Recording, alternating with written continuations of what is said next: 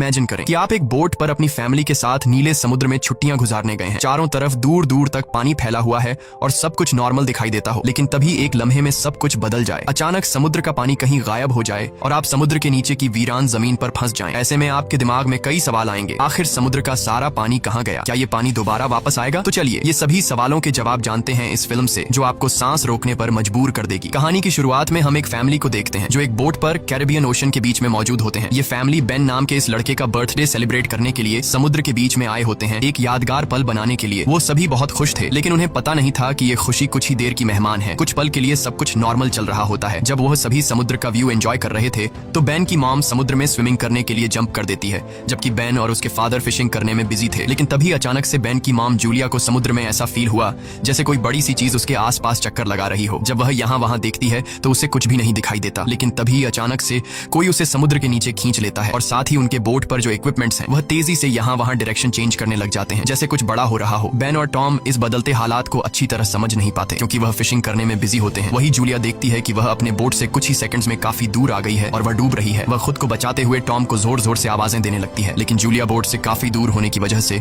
उस पर किसी का भी ध्यान नहीं जाता और यहाँ पर जूलिया को फील होता है कि समुद्र का पानी तेजी से पीछे की तरफ जा रहा है। जूलिया अपनी बेटी कैसी को आवाज देने लगती है, लेकिन कैसी हेडफोन लगाकर सनलाइट एंजॉय कर रही होती है। बेन, कैसी और टॉम को बिल्कुल भी नहीं पता होता कि जूलिया स्विमिंग करने समुद्र में उतरी है। जूलिया धीरे धीरे उनसे और दूर होती जा रही थी, लेकिन तभी खुशकिस्मती से टॉम को हल्की सी जूलिया की आवाज सुनाई देती है। वह जूलिया को देख लेता है और टॉम उसे बचाने के लिए फौरन पानी में जंप कर देता है। दूसरी तरफ बेन बोट का इंजन स्टार्ट करके उनके पास ले जाता है। लकीली टॉम जूलिया को डूबने से बचा लेता है। जब वह बोट के करीब पहुंचते हैं तो उसके बाद बेन और कैसी उन दोनों को बोट के ऊपर खींच लेते हैं और इस तरह से जूलिया की जान बच पाती है। अब बोट पर टॉम अपनी बेटी कैसी पर गुस्सा करता है। वह कहता है कि तुम्हारा ध्यान कहाँ था? मैंने तुमसे कहा भी था कि जब तुम्हारी मॉम स्विमिंग करने समुद्र में उतरेगी तो तुम्हें उस पर नजर रखनी है। कैसी सॉरी करती है और कहती है कि मैंने हेडफोन पहन रखे थे।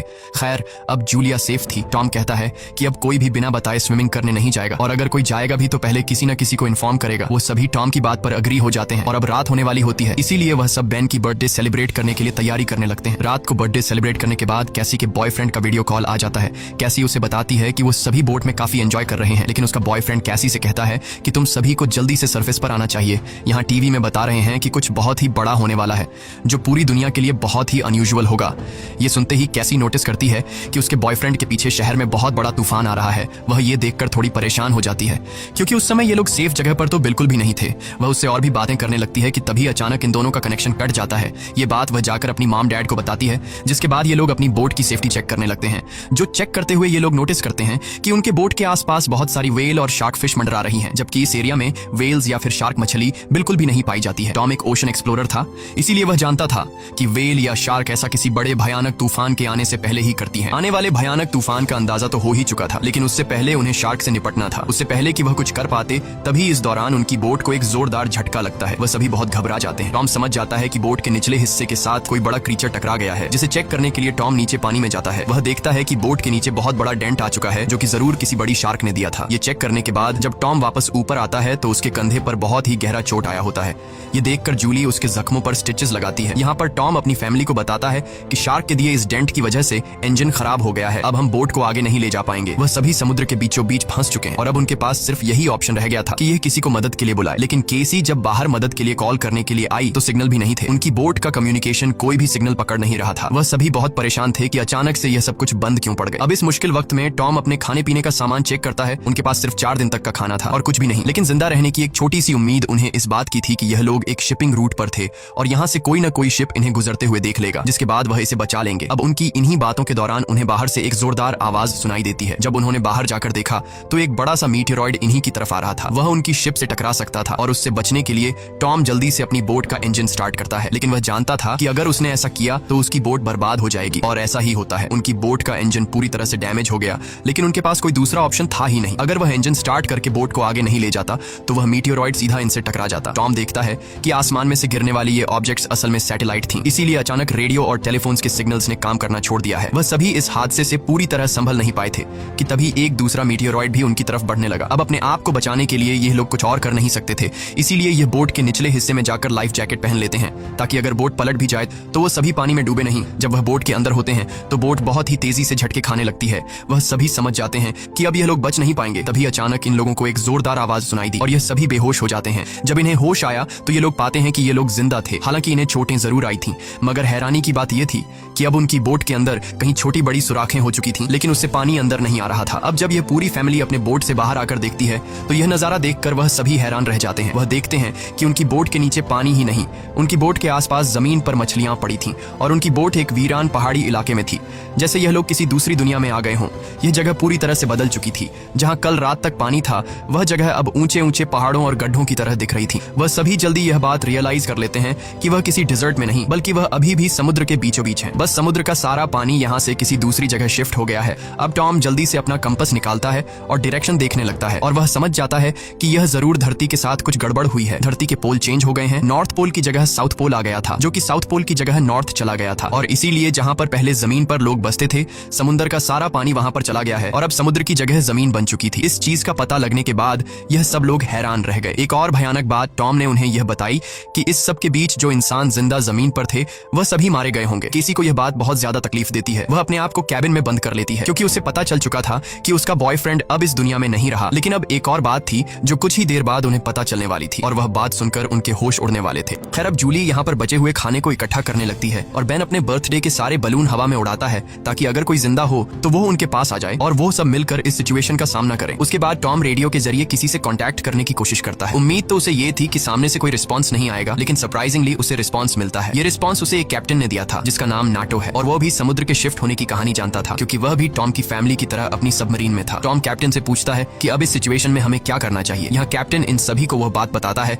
जिससे उनके पैरों तले जमीन खिसक जाती है। कैप्टन टॉम को बताते हैं कि अर्थ के जो पोल चेंज हुए हैं वे लगभग एक हफ्ते में फिर से अपनी जगह वापस आ जाएंगे, यानी एक हफ्ते बाद समुद्र वापस अपनी जगह पर आएगा और उस समय उसकी लहरें बहुत खतरनाक होंगी। इसलिए कैप्टन टॉम से कहता है, मैं तो सबमरीन के जरिए सर्वाइव कर लूंगा, मगर तुम जल्दी से जल्दी अपने लिए कोई ऊंची सी जगह देखो और वहां चले जाओ क्योंकि वहां पर तुम्हारे बचने के चांसेस ज्यादा होंगे। ये बात सुनते ही जूली फौरन अपने बच्चों से पैकिंग करने के लिए कहती है। टॉम कैप्टन से कहता है कि आपकी सबमरीन के अंदर भी बचने के चांसेस ज्यादा हैं, तो क्या आप मेरे फैमिली को रख लेंगे? कैप्टन कहता है कि जरूर भाई, मैं ऐसा करना तो चाहता हूँ लेकिन मैं कर नहीं सकता क्योंकि मेरी सबमरीन के अंदर मेरा एक साथी मारा गया है और यहाँ पर सिर्फ 2 लोगों की ही जगह है। मैं एक आदमी को तो रख सकता हूँ लेकिन फिर भी एक बाहर ही रहेगा। और यहाँ पर टॉम कैप्टन से रिक्वेस्ट करता है कि प्लीज आप मेरे दोनों बच्चों को किसी तरह से रख लें, इसके बदले में आपको हमारे पास बचा सारा खाना दे दूंगा। जिसके बाद कैप्टन उसकी बात मान लेता है और कैप्टन टॉम को मैन्युअली मैप पर अपना लोकेशन समझा देता है। उसके बाद टॉम उस सबमरीन की लोकेशन का अंदाजा लगाता है और वो अपनी वाइफ को बताता है कि हम सिर्फ 2 दिन में वहां तक पहुंच जाएंगे, यानी ये समुद्र का पानी वापस आने से पहले हम अपने बच्चों को सही सलामत वहां तक पहुंचा सकते हैं और इस तरह से हमारे दोनों बच्चों की जान बच सकती है। अगली सुबह ये पूरी फैमिली अपने सफर के लिए तैयार थी तो टॉम देखता है कि दूर से एक अजीब सा आदमी अपने डॉग के साथ उनकी तरफ चला आ रहा है। टॉम देखता है कि वह आदमी घायल है, इसलिए टॉम ने उसकी मदद करनी चाहिए। वो पानी की बोतल लेकर उसके पास जाता है। इस आदमी ने टॉम का पानी पीने के बाद उसका शुक्रिया अदा करने के बजाय उल्टा उस पर अटैक कर लेता है और ये चीज दूर खड़ी जूली भी देख लेती है। तो आदमी अपने पास पड़े हुए चाकू से टॉम पर हमला करके उसकी जान ले लेता है। उसके बाद वो आदमी जूली की तरफ बढ़ता है। अब अपने हस्बैंड को तो वो नहीं बचा पाई, लेकिन जल्दी से वो बोट के अंदर जाती है और कैबिन में अपने दोनों बच्चों को लॉक कर देती है। उसके बाद वो केसी को एक फ्लेयर गन देती है और कहती है कि इसका यूज तब करना जब हम बहुत ही मुश्किल हालत में हों। अब ये बात कर ही रहे थे कि वह आदमी उनकी बोट तक भी पहुंच जाता है और उससे बचने के लिए जूली बाथरूम के अंदर चली जाती है। अब यहाँ पर वो किलर उनकी बोट पर सर्च करना शुरू कर देता है और जैसे ही उसे यहाँ खाना मिलता है वह खाना शुरू कर देता है। वह खाने पर ऐसा टूट पड़ता है जैसे वह पिछले कई दिन से भूखा हो। खाना खाने के बाद जब वह जूली को ढूंढने लगता है उसके बाद वह सीधा कैबिन की तरफ जाता है, लेकिन वहां जाकर उसे पता चलता है कि जहां से आवाज आ रही थी वहां कोई भी नहीं है। दरअसल जूली बोट में हुए छेद से निकलकर यहाँ से बाहर निकल चुकी थी, लेकिन उस आदमी का जो डॉग होता है वह जूली को देख लेता है और जूली पर भौंकने लग जाता है। अब मजबूरी में जूली को उस डॉग को चुप कराने के लिए उसे मारना पड़ता है और वह खुद बोट के नीचे छुप जाती है। हालांकि वैसे तो वह उस किलर को नहीं मिल पाती, लेकिन जब वह बाहर झांक कर अपने डॉग को मरा देखता है तो वह समझ जाता है कि जूली बोट से बाहर है। अब जैसे ही वह उसे पकड़ने के लिए बोट से नीचे उतरा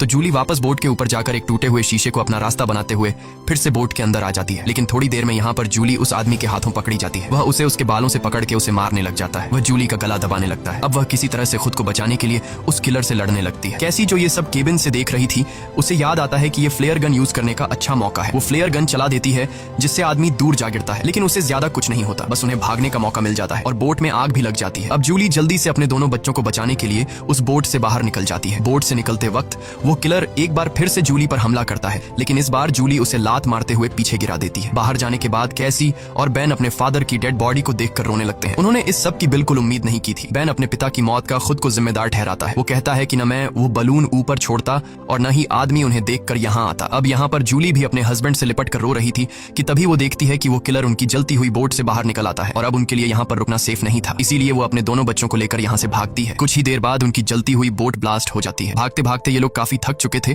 इसलिए ये एक पहाड़ी के पीछे आराम करने के लिए रुक जाते हैं, क्योंकि उन्हें लग रहा था कि शायद इस किलर ने यहाँ उनका पीछा छोड़ दिया है। बेन यहाँ पर भी रो रहा था। कैसी उसे हौसला देते हुए पीने के लिए साफ पानी देती है, लेकिन बेन पानी पीने से भी इनकार कर देता है। जूली अपने बेटे को समझाती है कि इसमें तुम्हारी कोई गलती नहीं, वो तो तुमने मदद के लिए बलून हवा में उछाले थे। तभी जूली ने देखा कि वो किलर अभी भी उनके पीछे आ रहा है। अब तीनों जल्दी से किलर से बचने के लिए भागना शुरू कर देते हैं। भागते भागते ये लोग बहुत थक चुके थे, लेकिन जब भी ये पीछे मुड़कर देखते हैं तो वो किलर उनके पीछे ही आ रहा होता था। अब ये लोग रुकते नहीं, लगातार भागते रहते हैं और एक ऐसी जगह पहुंच जाते हैं जहां पर जहरीला पानी मौजूद था। यहाँ से जाते वक्त उन्हें कुछ भी हो सकता था, लेकिन जूली अपने बच्चों को यहीं से गुजरने का हुक्म देती है। जहरीले एसिड से गुजरने के बाद उनकी हालत काफी खराब हो गई थी और जूली को एहसास हुआ कि बेन डिहाइड्रेट हो चुका है। उनके पास पानी की कुछ आखिरी बूंदें थीं जो उन्होंने बेन को दी, लेकिन इतने थोड़े पानी से उसकी प्यास नहीं बुझी। अब यहाँ पर कैसी हिम्मत हार चुकी थी। वो कहती है, हम सब जिस तरफ बढ़ रहे हैं शायद वहाँ पर सबमरीन होगी भी या नहीं, लेकिन जूली उसे डांटती है कि चुप करो और जो मैं कह रही हूँ वैसा ही करो। हम लोग आगे बढ़ेंगे और मुझे पता है कि मैं तुम्हें बचा लूंगी। जूली के कहने पर वो लोग फिर से चलना शुरू करते हैं और आगे बढ़ने पर उन्हें एक प्लेन दिखाई देता है जो सालों पहले तबाह होकर समुद्र में गिर गया होगा। ये लोग प्लेन के अंदर छिप जाते हैं और जूली एक आखिरी बार अपनी फैमिली फोटो देखती है जो उन्होंने कल रात ली थी। उस फोटो को देखकर सभी लोग टॉम को याद करते हैं। इन तीनों को यकीन नहीं हो रहा था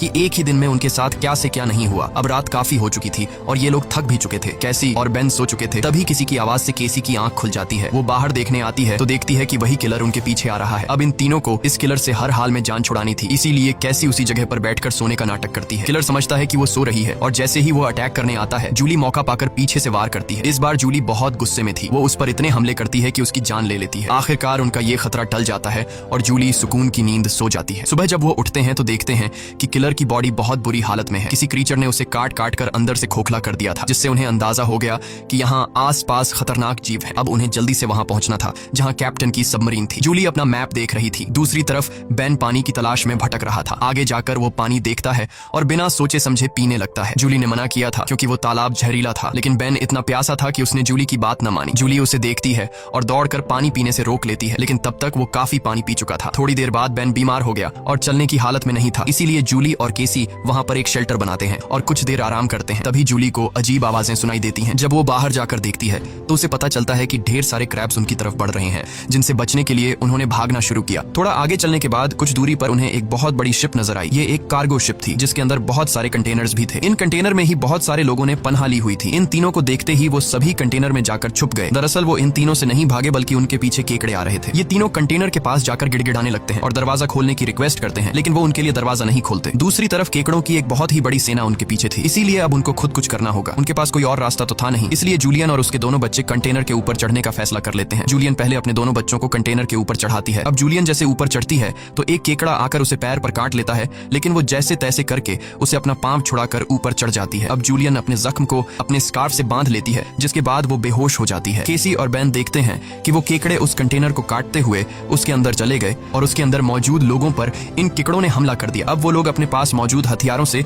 उन केकड़ों को मारने की कोशिश तो करते हैं, लेकिन केकड़ों की तादाद बहुत ज्यादा थी। ये लोग उनके सामने नहीं टिक पाते और केकड़े कंटेनर के अंदर मौजूद सभी लोगों को मार देते हैं। अगली सुबह जूलियन को होश आया। उसने देखा कि उसके दोनों बच्चे यहाँ नहीं हैं। वो बुरी तरह से डर गई कि कहीं मेरे बच्चों को कुछ हो नहीं गया हो, लेकिन तभी दूर से उसे केसी और बेन आते हुए दिखाई दिए, जो असल में खाने पीने और हथियार की तलाश में गए हुए थे। खैर, अब यहाँ पर वो केकड़े भी नहीं थे। अब जूलियन अपने केकड़े के कांटे जख्म को ठीक करती है, जबकि बेन कंटेनर के अंदर मरे हुए लोगों के वेपन्स कलेक्ट कर लेता है ताकि उससे खुद की सेफ्टी के लिए यूज कर सकें, और वहाँ उन्हें थोड़ा बहुत खाना भी मिल जाता है। खैर, इसके बाद जूलियन कैप्टन से कांटेक्ट करती है, जिस पर वो बताता है कि मेरे ऊपर भी इसी क्रीचर्स ने अटैक कर दिया है और अब मैं बहुत ज्यादा जख्मी हूँ, मैं तुम्हारी मदद नहीं कर सकता। और साथ ही वो जूलियन को ये भी बताता है कि अब समंदर का पानी बहुत जल्द वापस फिर से अपनी जगह पर आने वाला है, इसीलिए तो ये सी क्रीचर फिर से यहाँ वापस आ गए हैं। जूलियन रोने लग जाती है क्योंकि इन लोगों को ये भी नहीं पता था कि सबमरीन तक जाने के लिए उन्हें कौन सी डायरेक्शन में जाना है, क्योंकि सारी रात भाग दौड़ में उनका मैप भी कहीं गिर गया था। इसलिए कैप्टन उनकी आसानी के लिए अपनी फ्लेयर गन से हवा में फायर करता है और बेन उसे देख लेता है, मगर वो जगह उनसे बहुत दूर थी। ये लोग तेजी से सबमरीन की तरफ बढ़ने लगते हैं, लेकिन अभी तक वहां तक पहुंचना नामुमकिन लगने लगा, क्योंकि वहां पहुंचने तक उन्हें एक चट्टानी रास्ते से गुजरना पड़ता है, जहां से गुजरते हुए